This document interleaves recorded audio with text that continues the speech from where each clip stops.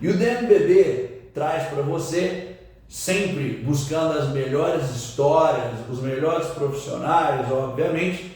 Hoje, na cidade de Ribeirão Preto, o nosso convidado e parceiro é o Felipe Barbosa, do Pina e Barbosa, contabilidade, escritório super profissional da cidade de Ribeirão Preto, com foco em pessoas jurídicas, na parte tributária, atende também produtores rurais, faz toda a parte de valuation, consultoria, é um grande convidado, uma pessoa que a gente faz questão de estar conversando, e eu apresento para vocês aí o Filipão. Fala aí, Filipão. Beleza, Fábio, obrigado. Boa tarde a todos. É um prazer estar aqui com vocês hoje e eu gostaria de te agradecer a oportunidade de estar fazendo esse evento, né, de fazer acontecer esse encontro e que a gente possa bater um papo legal aí sobre vários assuntos financeiros, tributários, contábeis. Acho que vai ser bem legal. Show! E lembrando que o DMBB traz para você, tem como objetivo trazer para os nossos clientes, para os nossos parceiros, para a nossa audiência, a história das pessoas. A história tanto pessoal, tanto profissional, porque como eu sempre digo, às vezes a gente tem como exemplo, né? Tem como, poxa, referência pessoas tão distantes, e quantas pessoas boas, quantas pessoas competentes, quantas pessoas especiais tem aqui, muito perto da gente, né? E pô, eu queria, Felipe, que aqui eu sei que a sua história está muito ligada com Ribeirão Preto, né? Com as universidades daqui, com os empresários daqui. Eu queria que você contasse um pouquinho pra gente, tanto de você e também um pouco do Pina e Barbosa Contabilidade. Perfeito. Bom, é assim, história pessoal / profissional, eu sempre fui muito organizado, em termos assim, você tem um processo para fazer em casa, tem alguma coisa que você queira organizar, você queira montar, ou na escola, eu percebi que eu tinha uma vocação para organização. E aí isso refletiu em termos de profissão, porque a hora que chegou lá nos 17 anos, a hora de escolher qual vestibular que eu ia prestar, qual curso eu ia fazer, eu falei, bom, eu só tenho vocação para ser organizado. Então, para que rumo que eu vou, né? Aí eu, até então, não era muito... eu acho que ninguém de 17 anos é próximo de contabilidade. E aí eu fui descobrir, né, que a FEA, que é da USP, daqui de Ribeirão Preto, ofertava os cursos de economia, de controladoria, de contabilidade, de administração. Eu falei, bom, é naquele... Aqui perto, né? Exatamente. E aí é engraçado porque, assim, te interrompendo, mas a organização já é um grande primeiro passo. Eu costumo dizer que a pessoa que é organizada, ela reflete para o mercado, ela reflete para o empresário aquilo que ela é, muitas vezes, né? Então, se às vezes eu entrar no seu carro, por exemplo, ele estiver super organizado, pô, já é uma demonstração que aquele cara, no dia a dia, ele é um cara organizado. Exatamente. Porque quem não cuida nem das próprias coisas, né, pô, não cuida do próprio escritório, não cuida do próprio carro, não cuida nem de si, como que vai cuidar do negócio do outro? Exatamente. Mas e aí você pensou na questão da faculdade e tudo, e você foi para a USP, é isso? Exatamente. Aí eu me formei no ano de 2020, eu até peguei o final, no começo da pandemia, foi o fim do meu curso de graduação. Então eu fiz aulas online só no finalzinho, foi um período difícil, né, de bastante readaptação e adaptação, mas concluí o curso, fiz um intercâmbio na faculdade também, que eu fui para a Alemanha, foi parte muito importante da minha história, porque até então eu era muito local, era muito voltado para a cidade de Ribeirão Preto, tanto como estudo, que eu fiz o ensino médio aqui, fiz a faculdade aqui, até então não tinha saído de casa, e esse intercâmbio para a Alemanha ele disruptou nessa questão de sair de casa, de viajar, de ver o mundo lá fora, e eu voltei muito mais focado em crescimento pessoal e profissional. Assim que eu voltei... Você ficou quanto tempo na Alemanha? Fiquei 6 meses. 6 meses, que massa. E você fez cursos lá ou não? Então, foi um intercâmbio acadêmico, né? Porque a USP tinha um programa de bolsas por notas e tal, eles faziam uma seleção de alunos que tinham um bom histórico de notas e selecionavam para mandar para algumas universidades, tinha até dos Estados Unidos, tinha na Austrália, mas tinha bastante na Europa também, e eu achei que a Europa era mais interessante, né, em termos de cultura e tudo mais, e aí deu certo de ir para a Alemanha. Foi um longo processo de seleção, né, que demorou aí de 6 a 12 meses, e deu certo. Então, Você ficou esse período lá. Isso, aí lá teve provas, teve aulas, foi bem acadêmico mesmo. Só que, no fundo, hoje, a hora que eu lembro, você percebe que você pega muito mais da cultura do que das aulas, né? Você pega muito mais da experiência de vida pessoal do que parte acadêmica, profissional. Só que assim que eu cheguei no Brasil, que eu voltei, eu estava muito mais focado em crescimento, trabalho. Aí eu fui fazer estágio, que eu já estava praticamente formado, para formar, na verdade, isso foi em 2019, eu formei em 2020. E aí entre 2020 e 2021 fiz alguns estágios, curso profissionalizante e fui trabalhar na Pini Barbosa Contabilidade, que parte da empresa é da minha mãe, ela é familiar a empresa, e já existia há 10 anos, a empresa ela teve início em 2010. Então, quando eu entrei na empresa, ela já existia há muito tempo, tinha muitos processos, tinha muita equipe já tinha muita coisa rolando por ali, só que eu vim com o intuito de inserir novos serviços, parte de consultoria, né, a parte de valuation, a parte de consultoria administrativa em processos, de trazer as novas normas contábeis para a nossa rotina, que a contabilidade passou por muitas mudanças de 2010 para frente, foram muitas mudanças em termos de reconhecimento de receita, de custo, de estoque, e a gente tem muita expertise, até pela cidade de Ribeirão Preto, que é muito forte na construção civil, a gente cresceu atendendo a construção civil. Então, a construção civil na contabilidade passou por inúmeras mudanças, evoluções. Exatamente. Na forma de reconhecer a receita de cada empreendimento, né, na parte societária, na parte fiscal. Então, a gente tinha uma necessidade de dar uma repaginada na contabilidade. E eu vim com esse escopo, porque a FEA USP, daqui de Ribeirão, ela é muito forte nisso, na parte contábil, né? Tem excelentes professores, excelentes profissionais que assim, ensinam de trás para frente, de que forma se faz um lançamento para cada segmento, de acordo com a norma, de acordo com cada CPC.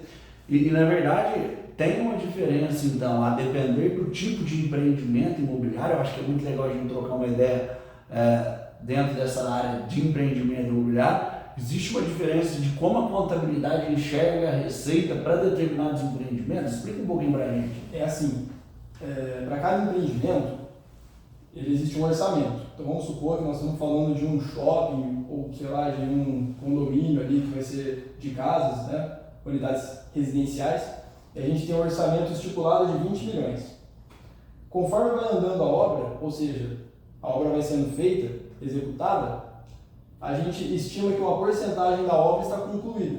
Então, se 20% da obra está concluída, eu posso dizer que 20% está entregue. E aí, se eu tenho já alguns contratos desse empreendimento, então, por exemplo, eu tenho 3 milhões que já está vendido. Desses 20% que a obra andou, eu posso reconhecer parte desses 3 milhões, esses 20%, na receita da empresa. Entendi. Então, assim, por mais que eu tenha recebido à vista esses 3 milhões, ele não vai para a minha receita, mas só 20%, por quê? Porque foi 20% que a obra andou. Então a gente atende a norma contábil de reconhecer a receita de acordo com a entrega da obra, que é a entrega do produto. Então, por mais que eu receba à vista ou que seja a prazo, não importa a forma de recebimento, mas a gente reconhece em regime de competência de acordo com a evolução da obra. E isso é uma questão de discussão, a gente tem que sentar muitas vezes com o empresário, né? Tem que sentar com o construtor e ele questiona, fala, por que minha receita está tão baixa? Eu falo, porque sua obra está no início, porque sua obra ainda não começou, está em fase inicial, são 4 fases, está na primeira ainda. Ah, mas eu já recebi muito, já tenho vários contratos feitos, tem um monte de gente que comprou para investir, estou com caixa cheia, ainda não dá para reconhecer nada, fica tudo parado, né? Parado Legalmente. Isso, exato, assim, ele fica fora do balanço, mas dá para mostrar para um investidor, para um banco ou para um credor que tem uma receita ali, né, que já tem uma geração de caixa que já aconteceu, mas que ainda não se converteu em receita no balanço. Então, para analisar a construção civil, a construtora tem que entender essa diferença de critério. Né? E você enxerga toda essa visão, conforme você estava nos contando aqui, como um verdadeiro diferencial que vocês conseguiram trazer para o business de construção civil em Ribeirão. Né? Com certeza. Hoje, os nossos clientes de construção civil são muito bem atendidos no quesito de demonstração contábil, que a gente sabe que não é fácil. Então, a contabilidade, para fins burocráticos, gerenciais e de investimentos, ela passa por várias etapas. A gente tem um balanço que a gente apresenta, vamos dizer assim, para o governo, né, que é o SPED. Então, a gente registra lá ECD, ICF, e entrega para o governo. Mas também a gente tem um balanço que a gente mostra para o construtor, de quanto está entrando, de quanto está saindo, de qual que é o custo dele, o custo que está sendo reconhecido, se o orçamento da obra dele estava defasado ou não, a gente consegue uma ter acesso a verdadeira tudo uma isso. consultoria de gestão contábil. Exatamente. E o ponto e além da questão fiscal e só da parte burocrática, a gente sempre pensa em pôr o pé na parte financeira, na parte gerencial. De negócio. Exatamente, aí consegue dar um apoio para o empresário e além, né? Porque a contabilidade tem condições de mostrar informações e números para o empresário que sem a contabilidade ele não teria acesso, né? E é muito positivo isso que o Felipe está falando, porque eu gosto sempre de dizer que o diferencial do profissional prestador de serviço está no olhar negocial que ele emprega para o caso. Porque assim, com todo respeito, contador, advogado e qualquer outro tipo de profissional de prestação de serviço, tem vários. O que vai diferenciar o prestador de serviço é o olhar negocial, prático, financeiro que ele tem para cada caso. Exatamente. E o que eu gosto de falar muito é que às vezes o próprio cliente, dentro da sua ignorância normal, no sentido bom da palavra, porque ele não é obrigado a saber contabilidade, ele não é obrigado a saber direito, coisas que ele não enxerga no dia a dia e que ele sequer sabe que ele precisa de um profissional, quando ele está sendo assessorado, quando ele tem uma consultoria profissional, seja de um contador bom, seja de um advogado, ele passa a enxergar coisas que ele não vê no dia a dia. Ele passa a ter benefícios financeiros, de gestão, econômicos, que ele não tem se ele não tivesse tendo aquela assessoria do profissional. Exatamente. Eu acho que é bem por aí. Até para ter conversas qualificadas com o empresário que está construindo ou está fazendo qualquer tipo de empreendimento, é muito interessante e além da parte burocrática, que seria a parte básica que a gente tem que entregar, que é o mínimo do nosso escopo, né? Mas a gente vai além, vai para essa parte negocial, essa parte financeira e traz insights para o empresário. E a partir disso, é até uma forma dele ficar com a gente, dele ganhar um certo... Talvez mais credibilidade. Isso, uma questão de prestígio, de credibilidade e de continuar com o cliente, a gente mostrar para ele que a gente é um parceiro do negócio dele. Então, nesse aspecto aí, a gente consegue entregar muito bem. Que massa! E fala um pouco para nós, Felipe, da parte lá de contabilidade para PJs e principalmente também naquela parte que vocês fazem de controle e de consultoria dentro de processos internos. Como é que funciona isso aí na prática, cara? Então, é assim, a gente viu em vários clientes a necessidade de, para ter uma boa contabilidade, você tem que ter uma boa retaguarda de processos. Tem que ter processos eficientes, que funcionam bem dentro da empresa, para que no time, a equipe que compõe a empresa, lembre da contabilidade na hora de lançar uma nota fiscal, por exemplo, na hora de lançar algum movimento no extrato bancário. Tem que pensar que a contabilidade é parte do processo, é a parte final do processo, que é onde espelha todos esses lançamentos. Então, quando você fala de processo interno, é vocês darem uma gestão, né? Ou melhor, vocês assessorarem esse caminho que o empresário tem que percorrer até levar o número lá para você fazer a contabilidade final. Exatamente. Por exemplo, ele está lançando direito à nota, ele tem um controle de extrato bancário, ou melhor, um controle de contas bancárias que espelha a realidade. Esse é o processo interno. Exatamente. Aí nesse processo, nós temos que entrar na empresa, a gente passa um período lá dentro, fala com todo mundo que trabalha lá, a gente se apresenta, faz até tem que ser uma boa relação, a gente não pode chegar lá com um perfil fiscal, mas sim com um perfil mais consultivo, mais amigável e mostrar para a equipe que nós somos da contabilidade e que a contabilidade é muito importante para a empresa, para o empresário e que faz parte do conjunto bons relatórios financeiros que vão gerar, enfim, insights gerenciais e a gente então ganha um certo espaço com a equipe do nosso cliente e insere processos administrativos, financeiros que atendem à contabilidade. Então, se fosse para ter um caminho desse processo financeiro, chega uma nota fiscal na empresa, seja de serviço, de mercadoria, tipo uma compra, por exemplo, fiz uma compra de mercadoria. Chegou na mão do financeiro, ele lança no sistema, reflete na contabilidade. Se a gente interfere nesse processo da forma correta, a gente garante que tudo que vai chegar no financeiro vai estar correto na contabilidade. E aí, então, o balanço, a demonstração de resultado, passa a ser uma informação fidedigna e que dê para confiar, que dê para ler essa informação para fins de tomada de decisão, enfim. E é muito importante essa consultoria porque, na maioria das empresas, os processos internos prejudicam a contabilidade. E aí eles não ajudam o contador, não ajudam o empresário, e a hora de ler um relatório, não dá para saber com 100% de certeza se aquilo está certo, se aquilo é fidedigno, né? Entendi. E sabe uma coisa que eu queria que você falasse um pouquinho para a gente, que, principalmente para o pessoal comercial que está nos assistindo, eu acho que isso gera uma curiosidade. Como que se enxerga a evolução ou não fiscal do Brasil? Você acha que hoje o empresário ele é sobrecarregado do ponto de vista tributário? Agora nós estamos aí prestes a uma reforma tributária. Como é que você vem enxergando isso, Felipe? Olha, do ponto de vista tributário, a gente até brinca que o governo, né, o sistema de forma geral, ele passa um monte de responsabilidade para os contadores. Então, assim, ele gera uma declaração nova e o contador tem que arcar com ela, nos prazos novos, enfim, com as novas mecânicas. Até recentemente teve o REINF, né, que mudou bastante. Os contadores estão bem atualizados aí da questão do REINF, que tem novas informações para serem inseridas. A DIRF está mudando, que é uma declaração muito tradicional, né, que atende inclusive a parte do imposto de renda da pessoa física. E assim, essas mudanças todas, elas caem no escopo do contador. Então a gente percebe que quando o governo propõe uma mudança, o contador está inserido, vamos dizer assim, para manusear essas mudanças, e aí chega no empresário, ela chega nas empresas e ela vai para o mercado. A gente está sempre se atualizando para atender melhor às exigências do governo e poder então enquadrar o empresário naquela roupagem. Exatamente. Ao mesmo tempo, em paralelo, a gente tem todo esse escopo gerencial. Então a gente fica com essas duas responsabilidades.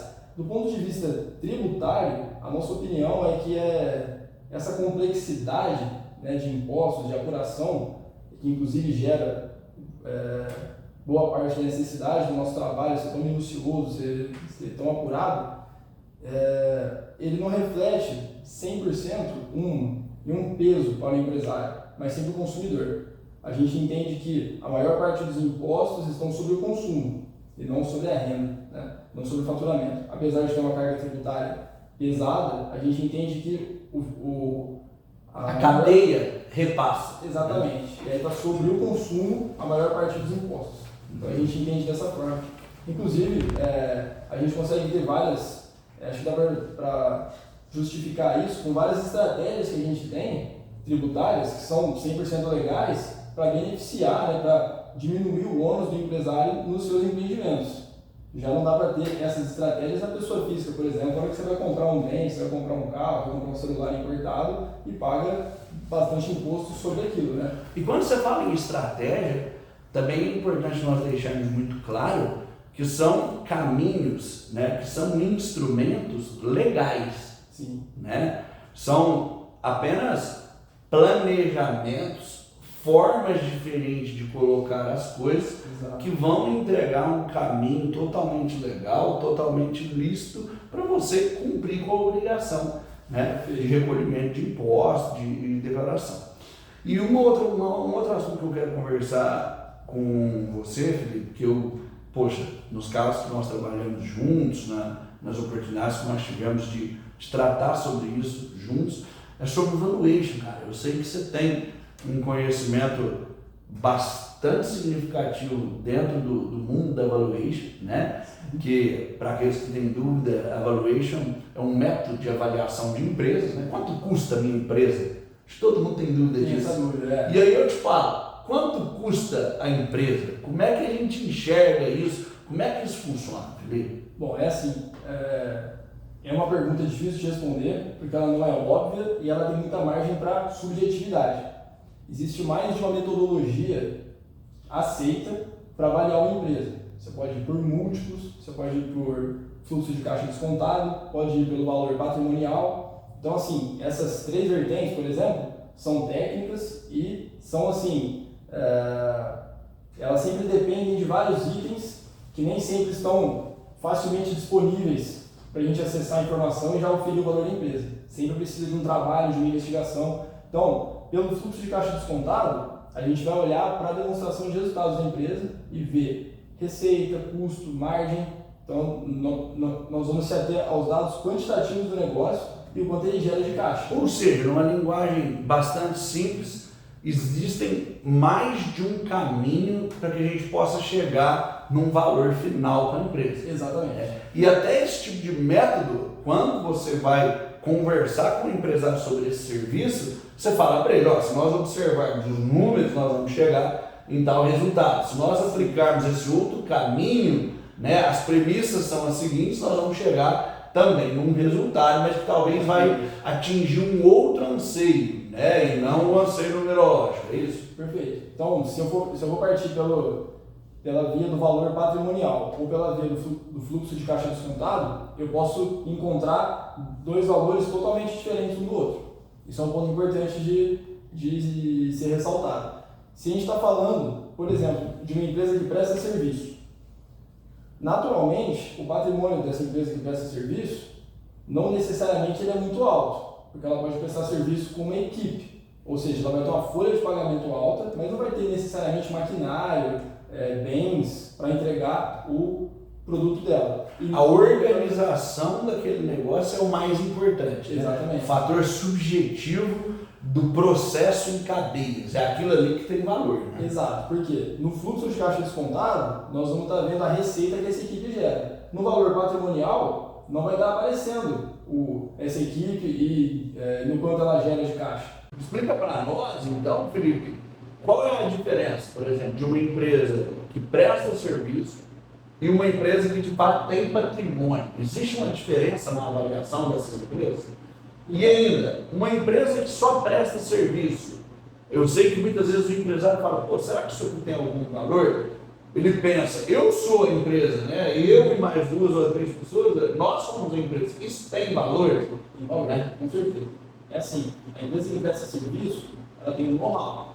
E esse know-how é o que faz o serviço dela com sucesso no mercado. Por mais que ela não tenha tanto patrimônio, quando você olha para empresas, por exemplo, um escritório, seja de advocacia, pode ser uma clínica médica, sem muitos equipamentos, pode ser uma clínica odontológica, pode ser um escritório de contabilidade, ou até algum outro tipo de serviço. Tecnologia, né, que hoje está muito em alta, que não seja tão intenso em patrimônio, ou seja, que não precise de máquinas, ou enfim, de espaço, de construção para operar. Tem valor essa empresa? Com certeza, porque ela gera caixa. Se ela gera receita, se ela dá lucro, ela gera valor para o acionista, então ela tem valor. E a metodologia ideal para avaliar a empresa prestadora de serviço é pelo fluxo de caixa descontado. Normalmente, as pessoas tendem a perceber, aliás, elas tendem a achar que a empresa que tem valor é aquela que ocupa um quarteirão inteiro, cheio de máquinas, com uma construção, com muito espaço, isso tem valor de fato. Mas aí vem a questão, gera caixa por isso? Gera valor para o acionista? É isso que tem que determinar. E quando você fala gera valor para o acionista, é que hoje está muito em voga e eu acho isso um grande instrumento, um grande caminho para empresas que estão em crescimento, os aportes financeiros externos para empresas que estão em crescimento. Né? Ou seja, você falou, gera caixa para o investidor. É uma forma, o que eu estava dizendo que está em voga, é esse investimento anjo, propriamente dito, é uma forma da pessoa conseguir captar recursos no mercado a um juro, ou melhor, mediante um investimento muito mais competitivo, e para isso ele tem que ver qual o valor da empresa dele para ele remunerar o acionista. Exatamente.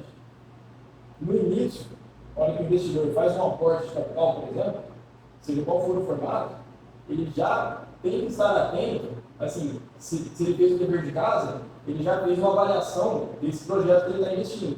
Então, antes de investir, ele já tem uma expectativa de retorno, tem um prazo. Se ele for organizado, ele já mais ou menos fez um valuation dessa empresa que ele está colocando esse recurso. para ter uma estimativa de em qual prazo ele pode ter quanto de retorno, até para ele saber acompanhar a performance que essa empresa investiu. Então, se você investe em um negócio e você não tem uma expectativa de rentabilidade em determinado prazo, ou seja, se não tem um plano de negócios, fica até difícil de mensurar a performance. Então, a gente percebe que o trabalho de valuation está muito próximo do acompanhamento da performance da empresa. Você faz um valuation na data 1 e um valuation na data 2, performa quanto o valor da empresa? Quanto melhorou? Quais são as perspectivas para o ano 3? Elas são melhores? Isso reflete no valor da cota social da empresa, que é o que vai ser negociado entre os investidores ou no mercado. Então, desde o ano zero da empresa, que é a hora da aporte de capital, é interessante já ter um valuation que aponta ali qual é o valor esperado desse projeto que está sendo implantado. E já para a empresa, vamos falar assim, pelo método patrimonial, os olhos vão se voltar mais para a quantidade de patrimônio que tem. Para o patrimônio e para as dívidas e obrigações da empresa. Então, se ela tem dívidas e tem obrigações, isso ela deduz do total do patrimônio da empresa. O patrimônio, é um exemplo de 10 milhões, mas tem 8 milhões em dívidas e passivos, tem 2 milhões de patrimônio líquido, então que é o que sobra para que você tire todas as obrigações. Esse é um método também que é muito usado em caso de descontinuidade da empresa. Então, pensa uma empresa que vai fechar as portas, literalmente você vai ver o que tem ali dentro, o quanto deve para cada um e ver quanto ela vale pelo seu valor de liquidação, o seu valor patrimonial. Mas também é uma metodologia que é exigida em alguns casos, porque ela é menos subjetiva, ela é muito mais fácil de você comprovar. Materializar. Exatamente, ela é muito mais material do que o fluxo de caixa descontado, porque ele é muito subjetivo, por envolver premissas e projeções do futuro. Quando a gente parte pelo fluxo de caixa descontado, a gente olha para o futuro financeiro da empresa. E pelo valor patrimonial, a gente olha para o quanto a empresa tem hoje. E ele é muito mais fácil de provar. Então, em casos de litígio, por exemplo, de separação de sócios, e muitos outros casos que dá para dar exemplo, o valor patrimonial ele acaba sendo o ideal, mais fácil de provar o valor. Porém, a gente sempre adverte que, para chegar no real valor da empresa, seja qual for a situação, o fluxo de caixa descontado é, com certeza, a melhor método. Exatamente, é mais preciso. Você deu alguns exemplos aí que o balanço patrimonial é usado, e o fluxo de caixa descontado ele é usado principalmente em quais ocasiões? Exemplifica um pouquinho para a gente. Se a empresa dá lucro, ela vive um bom momento, e o sócio, por exemplo, um dos sócios desse empreendimento quer sair, quer fazer uma venda da sua participação, parcial ou total. Esse é um ótimo exemplo, que é o mais comum, de um caso que o fluxo de caixa descontado vai ser bem eficiente para avaliar o valor da participação desse sócio que está saindo do emprego. E explica um pouquinho para a gente, cara, uma coisa que eu tenho bastante curiosidade. Por que hoje nós temos empresas que dão prejuízo e o valor delas cada vez aumenta mais? Exemplo, a Uber, por exemplo. Tem a Uber, tem a Nubank, que há pouco tempo atrás ela estava no prejuízo e agora ela passou a gerar um lucro, né? O que acontece? O fluxo de caixa descontado, ele sempre olha para o valor futuro. Então ele está sempre olhando para o resultado do próximo ano, ou até daqui a 2 anos. Então se hoje nós estamos dando prejuízo, mas daqui a um ano nós temos expectativa de valor, ou seja, se manter o faturamento, ou se ele crescer X%, exatamente. Provavelmente o número aqui embaixo vai passar a ser positivo em tantos meses. Exatamente, perfeito. Então, é uma questão de prazo e de expectativa. Em X meses, em X anos, a empresa vai estar dando lucro. Se isso chega hoje no mercado, se hoje nós temos essa informação, a nossa percepção de valor da empresa muda. Então, ela passa a ser uma percepção de valor positiva, mesmo que haja prejuízo hoje. Isso aconteceu com o Nubank, com a Uber, acontece até nós estamos aqui conversando e essas empresas estão trabalhando, se esforçando para entregar mais no ano seguinte, mais no ano seguinte, para que o investidor seja remunerado. Enquanto não virar a chave, o investidor não é remunerado. Exatamente. Cara, e fala um pouquinho de Ribeirão. Qual é a sua expectativa para Ribeirão Preto? Ribeirão vem crescendo, em qual setor? Explica um pouco para a gente. a gente olha que a cidade de Ribeirão Preto é muito voltada para a prestação de serviços, né? A gente até comenta que tem muito mais oportunidade em prestamento de serviços do que em indústrias, né? A parte de comércio, propriamente dito. Então, a parte de construção civil em Ribeirão é uma área que a gente atua com muita eficiência, porque já está atendendo há quase uma década vários consultores em Ribeirão Preto. E a cidade é quase que um canteiro de obras, né? Os entornos da cidade tem muita expansão de condomínios residenciais, de prédios, né? Então a gente entende a parte de serviços aqui é o polo principal que mais gera emprego, né? Que mais movimenta. E a gente consegue ver isso nas ruas da cidade, né? A gente consegue clínicas, parte médica, por exemplo, tem muitas clínicas que são de referência, né? Tem um polo de saúde no Ribeirão Preto, tanto pelos hospitais que tem na cidade, mas a parte do setor privado também, a parte de prestação de serviço, por exemplo, a parte médica, odontológica, hospitalar, isso é uma vertente muito forte. Então a gente vê que o setor de serviços é o principal, né? E o agro, né? Ah, com certeza, o agro não fica fora nunca, né? Show de bola. E Felipe, obviamente o tempo ele acaba nos surpreendendo, né? Quando nós estamos gravando dentro do para você. Eu queria saber se tem algo que você gostaria de falar, que não foi abordado, que você gostaria de comentar antes da gente terminar. Eu queria saber, até uma curiosidade que eu estava refletindo esses dias. Qual que é o plano de negócios da DMBB em Ribeirão Preto, para o ano de 2024, que já está quase no final de 2023? Cara, nós, como você sabe, né, nós somos um escritório que nós começamos em Franca, São Paulo, e expandimos muito rápido ali naquela região. Passamos a atender praticamente o sul de Minas Gerais inteiro, advogando para o agronegócio, advogando para empresas também, porque você pega a região de Uberaba, a região do Delta, a região de Sacramento, ali também a indústria passa a ficar um pouco mais forte, além do agronegócio, que é preponderante. Passamos a atender toda aquela região e aí os negócios começaram a se vincular automaticamente com a cidade de Ribeirão Preto. Então, tanto clientes nossos ali de Franca, ali do sul de Minas, estavam tendo negócios em Ribeirão e estavam abrindo negócios em Ribeirão Preto, como a partir daí clientes daqui passaram a buscar pela nossa expertise, que nada mais no sentido de atender o empresário. Quando alguém me pergunta qual é a área que você atua, nós atendemos o empresário, seja ele produtor rural, seja ele industrial ou comerciante, tanto na área de comércio, tanto na área de serviço, a gente tem aqui dentro do escritório todos os produtos que o empresário precisa. Quando eu falo em produto, nós temos nosso setor tributário, nós temos nosso setor trabalhista, nós temos nosso setor imobiliário, porque, como você mesmo disse, não dá para ficar de fora da construção civil, não dá para ficar de fora das operações imobiliárias, né? Foi algo que nos fez crescer, que nos trouxe até aqui e a gente investe cada vez mais nesse setor.